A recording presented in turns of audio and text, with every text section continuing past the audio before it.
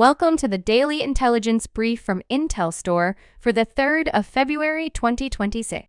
In today's top renewable energy news, Chinese wind turbine maker Goldwind Science and Technology was hit with an EU investigation on Tuesday.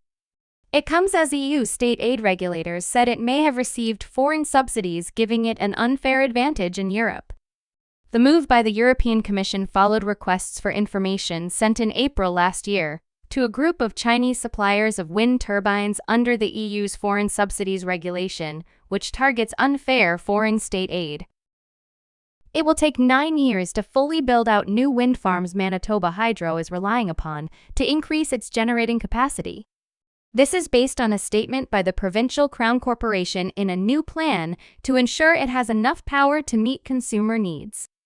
What's officially known as the 2025 Integrated Resource Plan calls for Hydro to make 1.76 gigawatts of new electricity available to consumers within 10 years.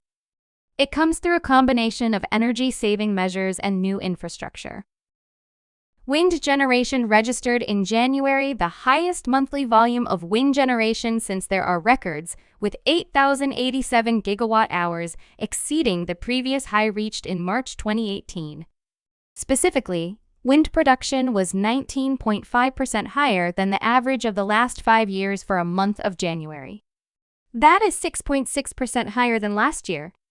This technology covered 31.9% of the monthly electric mix and exceeded 60% of the generation in the last week of the month. The Municipality of Kamenica in Kosovo held a meeting with representatives of the World Bank Group. They discussed projects for generating electricity from renewable sources, specifically from the sun and wind. The purpose of the meeting was to discuss the role of the Municipality of Kamenica in the procedures for granting municipal permits and allocating land for the implementation of renewable energy projects. The discussions also focused on municipal development plans and the possibilities for making municipal plots available to potential investors. Middle Eastern countries, led by the United Arab Emirates and Saudi Arabia, are rapidly becoming central players in Africa's clean energy and industrial development. Gulf states are emerging as major financiers of Africa's clean energy future as Western development funding declines. There have been over $175 billion in Gulf-backed clean energy commitments across Africa since 2010.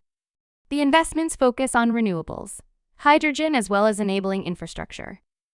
The investments are often structured as direct project funding rather than sovereign loans. You can learn more about all of IntelStor's market and sales intelligence offerings at www.intelstor.com and subscribe to our channel today.